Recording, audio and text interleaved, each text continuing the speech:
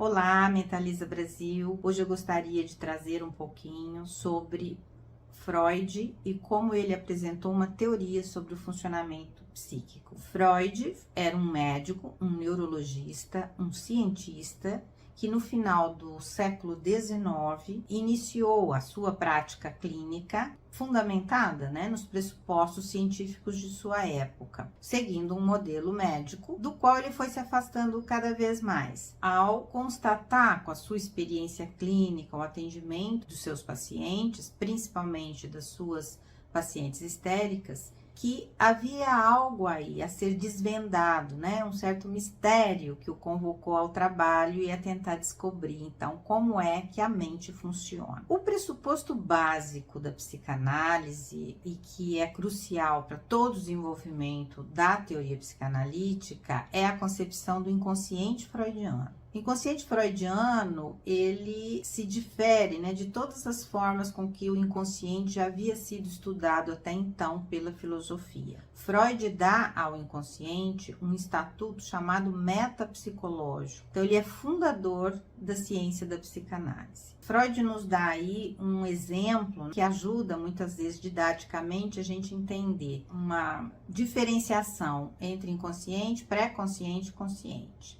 Esses três termos para Freud nomeiam três lugares psíquicos distintos. Não são lugares anatômicos, porque Freud justamente ele se afastou da anatomia, da neurologia, para nos dar um outro campo de experiência. Então, Freud distinguia inconsciente, pré-consciente e consciente e nos trouxe essa visão de um iceberg para poder explicar sobre essa diferenciação. O iceberg é uma grande rocha de gelo que fica a sua maior parte imersa no oceano. A gente só consegue ver aquilo que está no topo, na superfície. Um exemplo, de quão grandioso é um iceberg é como a gente pôde constatar no acidente do Titanic, em que o navio bate nessa rocha e teve toda aquela tragédia conhecida. Então, a ponta do iceberg, Freud nos diz, é o consciente. É aquilo que a gente facilmente consegue conhecer. Há uma segunda faixa aí, um segundo lugar psíquico chamado pré-consciência. E por fim, a sua grande maioria, que é a extensão do inconsciente. Então, como Freud distingue essas três instâncias, esses três lugares psíquicos? Esse é um modelo topográfico de Freud. Ele vai dizer: a consciência diz respeito a tudo o que uma pessoa, um indivíduo, um sujeito tem na sua relação com o mundo externo. Então, diz respeito às funções de percepção, às funções cognitivas, às funções motoras, os quais nós temos consciência sobre o nosso corpo, sobre o que nós fazemos, sobre uma parte de quem nós somos. Então, nós temos acesso a essas informações e a essas funções. O pré-consciente, ele já diz respeito a certas memórias, a certas representações que são arquivadas, mas que nós temos um acesso, Facilmente nós podemos chegar a esse material sem uma grande resistência, sem uma censura interna que nos proibiria esse acesso. Então, o sistema pré-consciente-consciente, que é também, como Freud diz, representação de palavra, são aquelas palavras que podem transitar na nossa mente e sair como um texto, como agora eu estou falando para vocês. Então, eu tenho acesso a essa espécie de registro dessa memória e posso transformá-lo, traduzi-lo em palavras num texto que eu posso narrá-lo. No entanto, Freud diz que a maior parte diz respeito ao inconsciente, tal como um iceberg. Então, aquela grande base que nos forma, ela é inconsciente. Ela diz respeito a algumas representações que são censuradas, representações das quais nós não temos um acesso muito facilmente, mas que, paradoxalmente, são elas que mais interferem na nossa vida, mais interferem no modo como nós nos posicionamos frente à vida, nas relações com as pessoas, em torno dos nossos afetos, em torno das nossas decisões, das nossas escolhas, os nossos medos, os nossos desejos e todos os sintomas que daí Freud pôde constatar.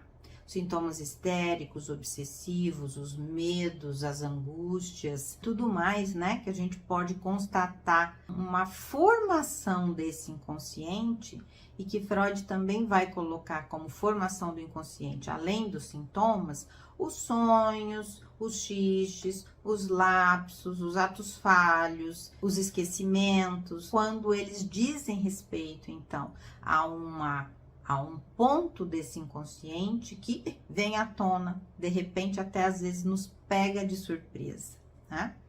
Então, esse modelo topográfico é interessante de pensar, mas ele não responde a tudo, né? Freud precisou aí também ampliar essa visão topográfica, nos apresentando um modelo mais dinâmico desse funcionamento, além de um modelo econômico, né? O modelo econômico diz respeito à energia, ao investimento, que Freud chama de catexia. Então, quanto que nós investimos psiquicamente em determinadas ideias, em determinadas representações, como que isso vai se deslocando no nosso funcionamento de uma coisa para outra. E ele nos trouxe ainda esse modelo dinâmico, que vai apresentar 3 estruturas, id, ego e superego, que hoje nós traduzimos mais corretamente por isso, eu e superior. Eu digo mais corretamente porque a tradução do alemão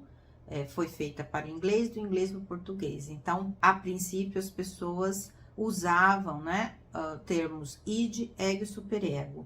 Mas hoje, com novas traduções, nós chegamos mais perto daquilo que Freud descreveu na língua alemã. Isso, eu e superior. O que Freud, né, nos fala por essa via dessa apresentação do funcionamento psíquico, fundamentalmente, Freud nos diz o quê? O ser humano tem uma mente que funciona a partir de conflitos intrapsíquicos. Então, não são nem conflitos com as pessoas que estão fora, conflito com o meio externo, mas conflitos intrapsíquicos. Conflitos que se passam no interior do seu aparelho psíquico. Então, o aparelho psíquico é toda essa formação, essa construção, essa estrutura que nos faz humanos, diferentemente do funcionamento animal. Nós, humanos, temos um modo de funcionar, um modo de que psiquicamente nós funcionamos para além de um corpo biológico. Então, nós temos alguns elementos aí da nossa própria história, do nosso contexto social, familiar, que vai nos moldando. Por isso que muita gente pesquisa, né, sobre como que uma criança se constitui, como que é a formação de uma personalidade, né, a constituição de uma subjetividade ancorada também no ambiente no qual a criança vive. Como ela é estimulada, como ela é ou não, né, amada, quais os afetos são despertados nas relações dessa criança com o seu meio. E como que isso tudo vai organizar um psiquismo que vai funcionar de um jeito ou de outro, de formas únicas. Cada um de nós, assim como tem uma digital única, tem um funcionamento psíquico único, singular. Jamais um será igual ao outro. Então, quando Freud nos apresenta, já depois de 1920, então ele já tinha trabalhado bastante, né, para quem começou ainda no século XIX, então, no ano de 1920, ele apresenta avanços aí, né, novidades, inovações na sua teoria, ele também vai nos apresentar a partir daí essas 3 instâncias, isso, eu e super-eu, para falar desses conflitos e como isso se organiza na mente humana. O isso seria aquela parte mais, entre aspas, instintiva, que Freud denominou como pulsional para diferenciar do comportamento animal. Freud vai dizer que a gente não se comporta guiado pelo instinto, como acontece nos animais, mas nós somos guiados pela pulsão, que é um outro conceito metapsicológico, né? Que justamente nos distingue de todo o reino animal. Então, movidos por essa pulsão, que é uma espécie de força constante que sempre busca satisfação, nós teríamos que pensar nesse isso, que é esse representante pulsional que não tem muito freio. Uma forma da gente pensar didaticamente é na criança, num bebê, né? Então, um bebê que quer mamar, por exemplo, ele vai gritar, ele vai chorar e ele quer aqui e agora. Ele não tem a noção de tempo, ele não tem a noção de espera, ele não tem uma inscrição sobre isso, né? Então, ele tem uma espécie de necessidade, entre aspas, né, que precisa ser atendida naquele momento, de imediato. Então, busca uma satisfação imediata. Essa busca pela satisfação imediata é essa busca pulsional, que nós podemos, então, pensar junto com Freud de um modo inconsciente, cuja origem é o isso, o id. Então, o isso só quer se satisfazer do jeito que for, né? Ele não tem noção sobre a realidade, ele está a serviço do que a gente chama princípio do prazer. Por outro lado, o Freud vai dizendo, vai se formando nesse aparelho psíquico uma instância chamada eu, ou ego. Essa instância, ela vai estar em contato com a realidade, portanto, ela tem algo aí de consciente no nosso eu. O eu, a gente poderia, resumidamente, né, falar que é através dele que nós dizemos quem nós somos. E é através dele que se forma uma imagem de quem nós somos para os outros. Aquilo que os outros reconhecem como nosso, nos apontam como algo que admira em nós, ou mesmo como algo que reprovam em nós, diz respeito a essa formação do nosso eu, essa formação egóica, que é também um mediador entre nosso psiquismo, né, o nosso mundo interno, com o mundo externo. O eu vai fazer essa mediação. Para além do isso e do eu, que vão se formando ao mesmo tempo, existe uma terceira classe aí que Freud denomina como supereu. O supereu, Freud vai dizer, é aquilo que é inscrito ou internalizado na criança a partir das regras sociais, familiares, de todas as normativas, as leis que regem o nosso mundo social e cultural. Só que isso só é internalizado pela via da nossa educação, principalmente delegado aos pais e a outros adultos importantes para a criança, também os educadores, os professores, as pessoas adultas que são referência para ela. É através dessas regras do não, né? O não pode, não deve, agora não, isso não, uma certa censura que vem de fora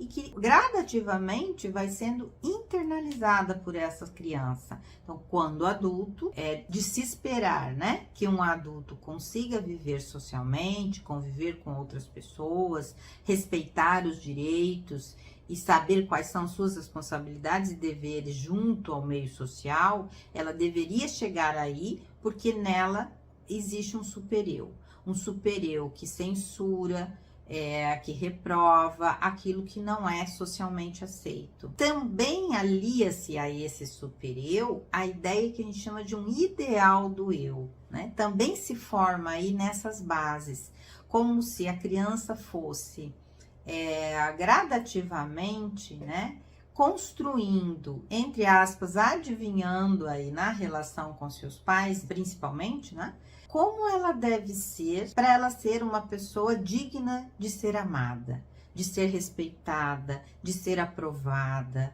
né, de ser elogiada, admirada, a princípio aos olhos dos pais, dos avós, dos professores, mas isso vai se estender para o mundo social, para todas as pessoas com as quais essa criança no futuro vai conviver, né? Seus colegas de trabalho, seu chefe, e assim por diante, né? As pessoas com quem cada adulto vai estabelecer relações. Então, retomando, a princípio, um modelo topográfico que fala de lugares psíquicos, consciente, pré-consciente, inconsciente, naquela visão do iceberg, onde a maior parte é inconsciente, portanto, nós desconhecemos. Nós, psicanalistas, dizemos, é de um saber insabido. Há um saber aí. Aí, o registro, as marcas do que se foi, marcas do que nós vivemos, marcas pegadas daquelas primeiras experiências que nós tivemos na vida, moldadas a partir de uma relação prazer-desprazer, porque é de um mundo perceptivo, né? De prazer e desprazer que essas primeiras marcas vão se formando, vão se instaurando. Então, esse grande inconsciente, né, que nós não temos acesso tão facilmente, mas que se apresenta com as formações do inconsciente. Então, se por um lado Freud nos dizia é algo mais profundo e inacessível, ou pouco acessível, depois existiram aí outros psicanalistas, como foi no caso, eu poderia dizer, de Jacques Lacan, né, é um psicanalista francês, que foi dizer, não, o inconsciente, não podemos ver o inconsciente desse modo, só nas profundezas. O inconsciente está aí, na ponta da língua, porque se a formação do inconsciente se apresenta como nos sonhos, nos atos falhos, nos sintomas, né, é porque ele está aí acessível a um bom escutador. Então, um bom escutador do inconsciente terá um acesso mais livre a essas formações, então a esse arquivo, a essas memórias, a esses traços que foram marcados das nossas primeiras experiências de vida, da nossa primeira infância, né? Bom, todas essas questões que eu trouxe é um resumo, bem resumido, né? De como é que Freud pensa a mente humana a partir desses pressupostos básicos, dessas primeiras estruturações que Freud nos presenteia, né, com a sua teoria. E, mais evidentemente, isso é só um resumo, teria muitas coisas para falar sobre isso.